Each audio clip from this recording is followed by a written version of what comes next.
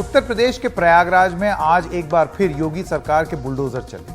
2005 के राजू पाल हत्याकांड के गवाह उमेश पाल की हत्या की साजिश के एक आरोपी जफर अहमद के चकिया स्थित एक घर में प्रयागराज विकास प्राधिकरण का बुलडोजर चला गया।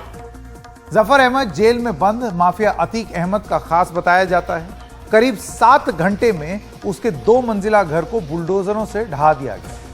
प्राधिकरण के मुताबिक इस मकान का नक्शा पास नहीं कराया गया था। अहमदाबाद के जेल में बंद अतीक अहमद की पत्नी शाइस्ता परवीन अपने बच्चों के साथ इसी घर में किराए पर रहती है। पुलिस के मुताबिक जफर अहमद के घर से 2 विदेशी बंदूक और 1 तलवार बरामद हुई है, लेकिन यह साफ नहीं है कि दोनों बंदूक लाइसेंसी हैं या नहीं। आरोप है कि उमेश पाल की हत्या के बाद शूटर अतीक अहमद की पत्नी शाइस्ता से ही यहीं मिलने आए थे और उसके बाद फरार हो गए। यहीं से कुछ दूरी पर अतीक अहमद का अपना भी घर है। आज की कार्रवाई के दौरान कई भारतीय जनता पार्टी के नेताओं ने यह कहा है कि बाकी आरोपियों के घरों पर भी इसी तरीके से बुलडोजर चलना चाहिए। इस बीच अतीक अहमद के वकील का कहना है कि बुलडोजर की यह कार्रवाई गैर कानूनी। श्री जफर अहमद खां को बिना नोटिस दिए एडीए इस मकान को गलत तरीके से, अवैध तरीके से ध्वस्त कर रहा है। श्री जफर अहमद खां को कोई नोटिस नहीं दी गई ध्वस्तीकरण की, उनको पता भी नहीं चला। उनको न्यूज़ के जरिए से पता चल रहा है कि उनका मकान गिराया जा रहा है। प्रयागराज में बुलडोजर की इस कार्रवाई को मुख्यमंत्री योगी आदित्यनाथ के शुक्रवार को राज्य विधानसभा में दिए गए उस बयान से जोड़कर देखा जा रहा है, जिसमें उन्होंने कहा था कि हम माफियाओं को मिट्टी में मिला दें। अतीक अहमद के खिलाफ पीड़ित परिवारों ने मुकदमा दर्ज कराया। उसके परिवार के खिलाफ वह समाजवादी पार्टी के द्वारा पोषित माफिया है और उसकी कमर को तोड़ने का काम हमारी सरकार ने किया है। और फिर मैं कह रहा हूं, इसे हम कह रहे हैं, इस माफिया को मिट्टी में मिला देंगे। अपराध के अलावा इन्होंने कुछ सीखा ही नहीं है। क्या सच नहीं? क्या पूरा प्रदेश इस बात को जानता है? जिस माफिया ने कल यह कृत्य किया है वह माफिया उत्तर प्रदेश के बाहर है और वह माफिया समाजवादी पार्टी के सहयोग से ही बार बार एमएलए और एमपी बना है। उमेश पाल हत्याकांड में पुलिस अतीक अहमद और उसके गुर्गों का हाथ बता रही है। 2 दिन पहले एक मुठभेड़ में पुलिस शार्प शूटर अरबाज को ढेर कर चुकी है, जबकि एक अन्य आरोपी सदाकत खान को एसटीएफ गिरफ्तार कर चुकी है। अतीक अहमद के बेटे की तलाश में पुलिस कई जगह छापे मार रही है। यह भी जानकारी सामने आ रही है कि पुलिस ने लखनऊ में अतीक अहमद के एक फ्लैट पर छापा मारकर कुछ कागजात और अन्य सबूत कब्जे में लिए हैं। यहां पार्किंग में खड़ी अतीक अहमद की 2 आलीशान गाड़ियों को पुलिस ने अपने कब्जे में ले लिया है। उमेश पाल की हत्या का एक आरोपी असद अहमद आखिरी बार इसी अपार्टमेंट में देखा गया था और 24 फरवरी से वो गायब। यूपी एसटीएफ उसकी तलाश में भी जुटी हुई। इस बीच आरोपी अतीक अहमद ने सुप्रीम कोर्ट में एक याचिका देकर अपनी जान को खतरा बताया है। याचिका में उसने ये कहा है कि उसे यूपी में दर्ज केस की सुनवाई के लिए अहमदाबाद जेल से बाहर न भेजा जाए। अतीक ने कहा है कि यूपी सरकार ने और उसके कुछ मंत्रियों ने कुछ बयान दिए हैं और उस बयान से ऐसे लगता है कि मेरा फर्जी मुठभेड़ हो जाएगा और मैं मारा जा सकता हूं। अतीक ने मुख्यमंत्री योगी आदित्यनाथ के माफिया को मिट्टी में मिलाने के बयान का भी जिक्र किया है और कहा है कि उसे आशंका है कि उसकी गाड़ी पलट सकती है। आपको बता दें कि आज ही उत्तर प्रदेश के कन्नौज से सांसद सुब्रत पाठक ने एक बयान दिया था कि अगर अतीक अहमद की गाड़ी पलट जाए तो उसमें आश्चर्य नहीं होना चाहिए।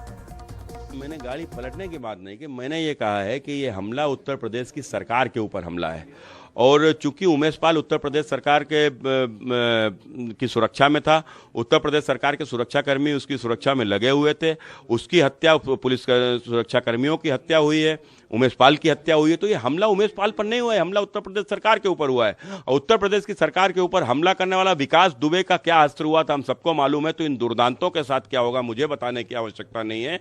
और ऐसे में यदि विकास इसके अतीक की भी गाड़ी पलट जाएगी तो मुझे कोई आश्चर्य नहीं होगा। दरअसल उत्तर प्रदेश में बीते कुछ वर्षों में ऐसी कई घटनाएं हुई हैं जहां गंभीर मामलों में आरोपी गैंगस्टरों को अलग अलग तरीके से मुठभेड़ में ढेर किया गया है। जनता का समर्थन भी प्राप्त रहता है इन सब ये जो कार्रवाई होती है उसमें। उत्तर प्रदेश में ऐसी ही कुछ पुरानी घटनाओं की आपको याद दिला देते हैं। कानपुर में 8 पुलिस कर्मियों की हत्या के आरोपी गैंगस्टर विकास दुबे के खिलाफ भी ऐसी ही कार्रवाई हुई। जुलाई 2020 में प्रशासन ने चौबेपुर बिकरू गांव में उसके बड़े से घर को बुलडोजर की कार्रवाई से ढहा दिया, जहां से विकास दुबे और उसके अन्य गुंडों ने पुलिस वालों पर गोलियां चलाई। जहां से गोलियां चलाई 8 पुलिस वाले ढेर किए, यहां पूरा वो बंगला ही ढेर कर दिया गया। विकास दुबे को इस बात की पहले ही जानकारी मिल गई थी कि पुलिस की एक टीम उसकी तलाश में आ रही है और उसने अपने साथियों के साथ पुलिस को घेर लिया और घात लगाकर भयानक हमले का अंजाम दिया। इस घटना में 8 पुलिसकर्मियों की मौत से योगी सरकार की भयानक किरकिरी हुई थी। बाद में विकास दुबे को यूपी पुलिस ने मध्य प्रदेश के उज्जैन से गिरफ्तार किया और उसे कानपुर लाने के दौरान रात में एक मुठभेड़ में मार गिराया। पुलिस ने कहा था कि विकास दुबे ने हिरासत में से भागने की कोशिश की, पुलिस पर गोलियां चलाईं, जिसके जवाब में उसे मार गिराया। नवंबर 2020 में जेल में बंद माफिया डॉन और विधायक मुख्तार अंसारी के गाजीपुर शहर के बीचों बीच बने होटल को ढहा दिया। महुआ बाग इलाके में ये जो होटल बना था, इसको डीएम ने एक दिन पहले ही नोटिस दिया था। अगले दिन 5 बुलडोजरों की मदद से सैकड़ों प्रत्यक्षदर्शियों के सामने 6 घंटे में यह होटल गिरा दिया। मार्च 2022 में सहारनपुर की पुलिस ने एक नाबालिग लड़की के साथ गैंगरेप के आरोपी 2 भाइयों के घर का एक हिस्सा गिरा दिया। पुलिस ने उन्हें 48 घंटे में सरेंडर करने की चेतावनी दी थी। तब पुलिस ने यह दावा किया था कि उसे आशंका थी कि आरोपी भाग सकते हैं, इसलिए उसे बुलडोजर लेकर जाना पड़ा। पुलिस की कार्रवाई में आरोपियों के घर के जीने का एक हिस्सा तोड़ दिया गया। अप्रैल 2022 में बरेली विकास प्राधिकरण ने समाजवादी पार्टी के एक विधायक शाजिल इस्लाम अंसारी का पेट्रोल पंप गिरा दिया। तब आरोप लगाया गया कि पेट्रोल पंप का ढांचा नक्शा पास कराए गए बगैर बनाया गया। जानकारी के मुताबिक शाजिल इस्लाम अंसारी ने एक बयान दिया था कि विधानसभा चुनाव में समाजवादी पार्टी ज्यादा ताकतवर होकर उभरेगी और अगर योगी आदित्यनाथ कोई हंगामा करें। जून 2022 में प्रयागराज में हिंसा फैलाने के एक आरोपी जावेद के घर पर बुलडोजर चला। भारतीय जनता पार्टी की प्रवक्ता रही नुपुर शर्मा के बयान के बाद प्रयागराज में हिंसा हुई थी, जिसमें पुलिस को जावेद की भूमिका पर संदेह हुआ और उनको पता चला। इसके बाद प्रयागराज विकास प्राधिकरण ने उसके घर पर बुलडोजर चलाकर उसका कुछ हिस्सा गिरा डाला। भारतीय जनता पार्टी प्रवक्ता नुपुर शर्मा के पैगंबर मोहम्मद पर दिए गए बयान के बाद जून 2022 में कानपुर में जुमे की नमाज के बाद हिंसा हुई। हिंसा में करीब 50 लोग घायल हुए, जिसमें 20 पुलिसकर्मी भी शामिल। इस सिलसिले में 50 आरोपियों को गिरफ्तार किया गया। हिंसा में शामिल 3 आरोपियों के घरों का एक हिस्सा प्रशासन ने बाद में गिरा दिया। आप ये जान लीजिए कि ये सारी जो प्रक्रिया हुई है, इसमें आधिकारिक रूप से, यानी कि अगर ये मामला अदालत में जाता है, ये बुलडोजर वाला, तो उसमें यह बताया जाता है कि यह नक्शा पास नहीं हुआ था, यह घर गलत तरीके से बना था, यह कंस्ट्रक्शन अप्रूव नहीं था, यानी कि वो आधिकारिक कारण होता है अदालत के लिए। लेकिन जनता के बीच में यह एक संदेश की तरह प्रस्तुत किया जाता है कि जो इस तरीके की हिंसा करेगा उसके घर का या उसके जो इमारतें हैं उनका यही हाल है।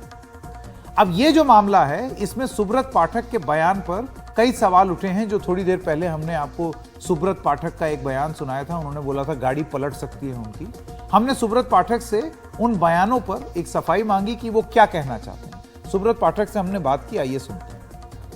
जो कुछ भी हो रहा है, आप एक बात समझ लीजिए, कानून के दायरे में ही हो रहा है। जो कुछ होता है कानून के दायरे में ही होता है। अब उसको कोई कुछ भी जोड़ता है। भाई हमारे यहाँ दुर्भाग्य ना, तुष्टीकरण की राजनीति होती है।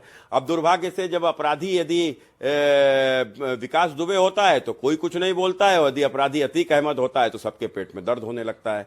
तो कुल मिलाकर लोग जाति धर्म के चश्मे से अपराधियों को देखते होंगे, हम जाति धर्म के चश्मे से अपराधी को नहीं देखते। उत्तर प्रदेश के शोषित वंचित गरीबों ने उत्तर प्रदेश में भारतीय जनता पार्टी की सरकार कमजोरों ने बनाई है। इनकी रक्षा का नैतिक जिम्मेदारी भाजपा सरकार की है, उत्तर प्रदेश के मुख्यमंत्री पूज्य योगी आदित्यनाथ की है, और ये इस जिम्मेदारी का निर्वहन वो कर रहे हैं, उनको करना ही होगा। तो आप जवाब मांगिए ना, तो आप जो जिसने किया वो इसका जवाब देगा कि नोटिस दिया था या नहीं दिया था। वो तो उसका जवाब तो अधिकारियों के पास में होगा। मेरा तो सिर्फ स्पष्ट मानना है कि जो लोगों को आतंकित करते हैं तो उनको भी तो आतंकित होना चाहिए, उनको भी तो समझ में आना चाहिए कि किसी के माँ का बेटा हमने मार दिया, उस माँ के ऊपर क्या पीड़ा होगी।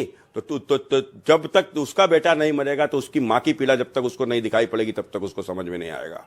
नहीं, अखिलेश यादव गलत करते थे, अखिलेश यादव माफियाओं को संरक्षण देते थे, और अखिलेश यादव जो आम जन को, निर्दोषों को, जो उनके खिलाफ चुनाव लड़ने वाले लोगों को झूठे मुकदमों में फंसाते थे। हमने किसको झूठे मुकदमे में फंसा दिया?